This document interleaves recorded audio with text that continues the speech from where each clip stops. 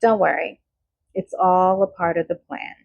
Everything the people do that come against you, who take your kindness for granted and take it as a weakness and opportunity to come and do some messed up stuff to you, don't worry. It's all a part of the plan. Now, let's get to it. If you've been seeing a lot of 333s, 999s, 911, hearing a lot of sirens or people with their car alarms going off all the time or more than usual, stuff like that. 123s, 1044, like stuff like that. If you see a lot of that going on, it's actually your passed on loved one. Now, there's a difference between the ancestors and then a passed on loved one because it takes some time to get to that status of being an ancestor, and you kind of got to earn it in a way. So I don't want to get too much into that. We're going to stick to just someone who, you know, they lived at the same time that you lived. They lived in your lifetime, this lifetime, and they passed within this lifetime or recently. This person, this loved one, this passed on loved one, is now one of your spirit guides. Now, they might not be at the title of an ancestor, but still, they are your spirit guide and they're here with you and they are guiding you, they're helping you, they're supporting you, and they're offering reassurance to you. So if you're seeing like red cardinals or like monarch butterflies a lot lately, that is them reaching out to you and telling you, hey, I'm here and I'm guiding you. Now, this is for someone very specific. Very specific. This particular passed on loved one, they let me know that they passed on. I'm hearing a bird now. They passed on. It wasn't, it's kind of like, how do I explain this? they kind of passed early. Like it almost feels like they left too soon. They may have been a Gen Xer, so between the ages, or they were born between the time of like 1965 to 1980, like around that time, a Gen Xer. So they passed pretty young, and they may have been a cardinal sign, so a Capricorn, Libra, Aries, Cancer. Does not have to be, but very well could have been someone who had those signs, or was, that's their sun sign, or they were a Gen Xer, or they just simply passed way too soon in the mind and eyes of everyone else. They feel like people felt like they passed too soon. But of course, our time is our time, and we are here because we're supposed to be here for a given time. Everyone's not going to go at the same time, right? So they passed when they were supposed to, but to the, people still living, they felt like they died too soon.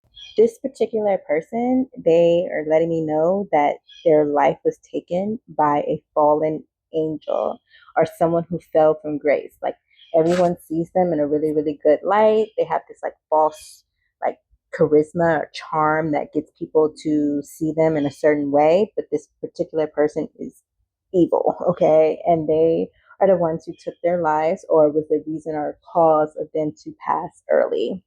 They want to make sure that you know and that you're reassured and you know that they're safe, they're fine, they're totally happy, and they're happy to be your spirit guide. They're happy to be here for you and be your protector. And when you see those signs that I talked about before, it's them guiding you away from certain situations that could be dangerous or misleading in a way, or letting you know that there are deceptive people around and that you need to be conscious and aware of. They took on this role as your spirit guide because they recognize that you have a really, really good heart. You're very kind hearted, you're very compassionate, you're very loving, you're very kind, and you might be a little naive. And confirmation.